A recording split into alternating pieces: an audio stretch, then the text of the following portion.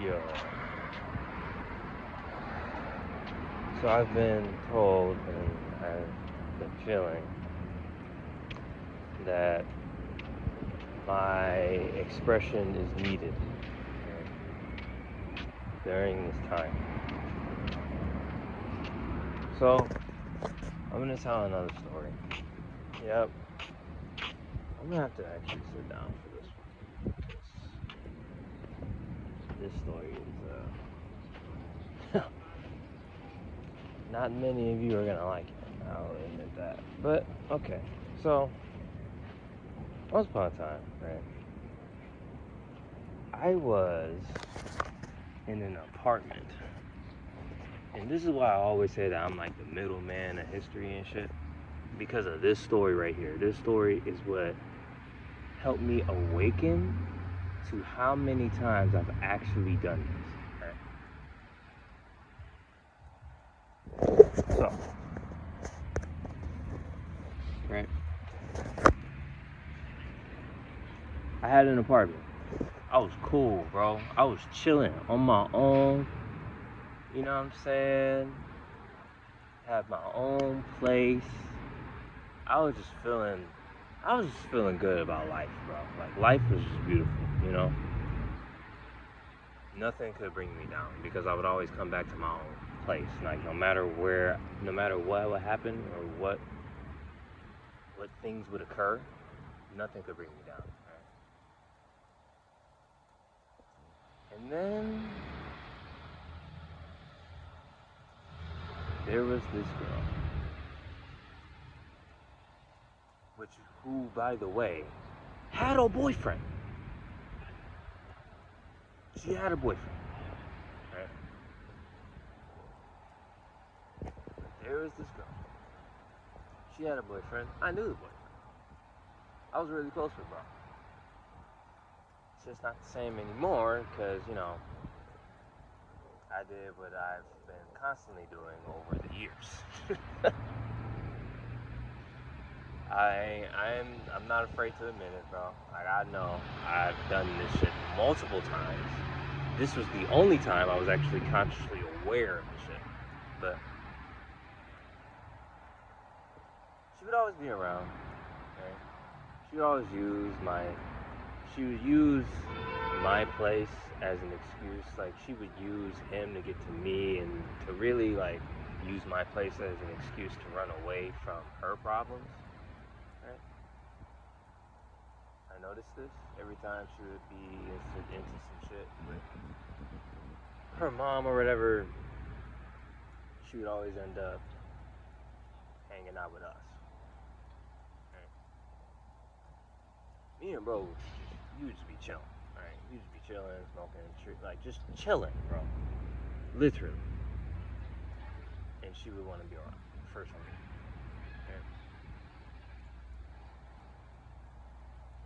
Now, because I got a lot of love for bro, I allowed this relationship to be in my face. Right? I didn't care. It's cool, you know? Truth be told, looking back on this situation, I didn't really have a lot of friends. So I mean, it would make sense as to why I was willing to let this shit slide. Because my standards were so low that I was willing to be a third wheel for a relationship I would never even want to be in, right? But anyways, time goes on, shit happens. Me and bro aren't exactly on talking terms. We're not really cool, and she comes in the picture again. This time without him. And you know what my dumb ass did? I fell for the bait.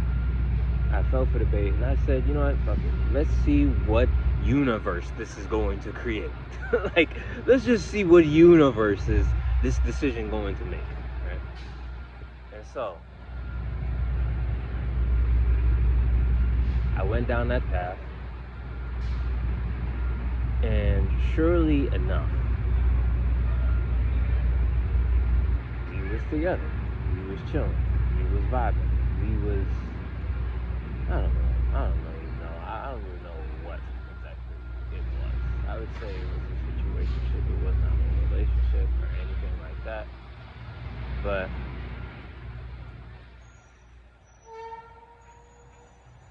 can't say that I learned nothing from her, because I definitely did. I definitely learned my lesson for sure. To not fuck with anybody's girl in a fucking friend group, because what kind of desperate shit is that? Alright? I'm the middleman, bro. What do you want me to expect? I see the good, I see the bad, and I see the right, I see the wrong. What do you want me to do, bro? What do you want me to do? I took a bite out of the forbidden fruit. What do you want me to do? So, as I did this, as I did this though, I had realized that over time, I was actually doing this to not just him, right? I did this to multiple people, right? I did this to a lot of my homies, and it's no like disrespect. I wasn't trying to like purposely fuck up their relationships and shit. It's just that the girls would be like all on me for no reason, like, bro, like all I'm saying is I should not be an option in these scenarios. I should not be an option, and the girls find that out after going after me. Like, after pursuing me, they find that out. I should not be an option in the first place. And yet I was. Why? Because the materialistic possessions that I had a car, had a place, I had that, you know? I was moving different. I was independent, you know what I'm saying? I still am. Don't get me wrong, I still am. I'm still independent on my own energy for a lot of things. Even if the world tells me to be codependent, you know? But this story of Agent 613, she definitely is. She's definitely a fucking agent. That's for sure. But, this is the story of Agent 613. Man, oh man. And you know, being, like, on her loving side really got me, like, to see the truth behind, like, female emotions. It's like a fucking ocean. It's just a whole bunch of water, and it just flows. And one drop of water will make it go in a whole nother direction. Literally, bro. And so, with this lesson that I've learned and I'm sharing with you, is to not always rely, not to always depend, not to always follow the female emotion. It is simply a river just flowing in any direction that it desires.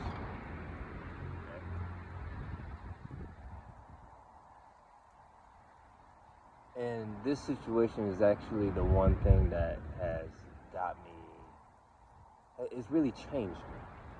Right? It's really changed me because it helps me see how for years I was actually very, very desperate for something that I shouldn't even have. You know? I say this to myself a lot, is that I never should be envious of anyone for having a specific car, a specific girl, a specific job, a specific thing. I should never be envious of anybody. This is what this lesson, this situation has taught me. I should never be envious of anybody that has anything that I don't have, because I don't know what that person is like with that thing. I don't know how that person is in that Mercedes. Like, they could be miserable, but I could feel misery because I don't have that thing. But it's like, there's no evil like covetousness. Like trying to make someone feel bad for having something that you don't have. It's like, there's no point in that, because I realized, like, I was like envious of that relationship because I've always wanted that relationship.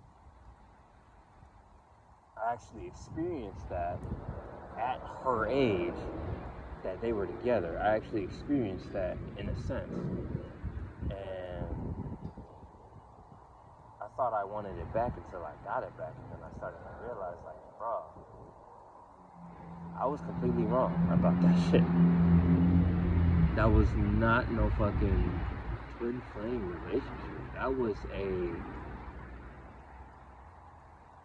overly polarized, unbalanced equation. You know, like, you know what I'm talking about. Right? The equation where the girl is more masculine than the guy. I've experienced that relationship many amounts of times, and it's only because of the simple fact that I grew up with a single mother that had to be both. She had to be the mother and the father. She did the best that she could, you know. I still think that she did a good job, considering the fact that I don't give a fuck about life no more. I mean, I'm just keeping it real. Like, I still think that she did a good job as a mother, and I'm saying this on here in case she feels like she didn't do good enough or she's not good enough. You are good enough, Mom. It's just, I walked into a lot of relationships in my life that, you know, really fucked me up. So it's just like, but if I didn't, then I wouldn't have the discernment and the knowledge and wisdom that I have with you guys. So, but I'm saying all this to say, I'm telling all this story because truth is, I don't know who moved the pieces, because, like, let's be real, in no universe me and her would never be together. Alright, I'm just keeping it real. No universe will we ever be together. Someone did that on purpose. Right? Obviously, to take credit for everything that I do now. And yeah, I don't know. I'm just saying all this to say that it's just another. Actually, I'm not saying this for anything. This is just simply just another story of the middleman. The one and only Lil Skeeter.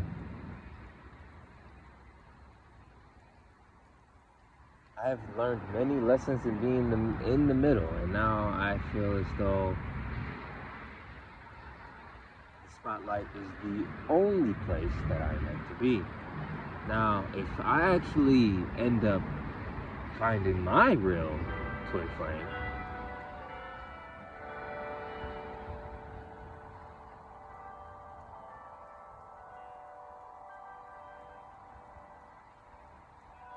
if I actually find her and I actually make that relationship happen, I will be happy to share that with y'all and let y'all know that I'm not the middleman in this. But until then,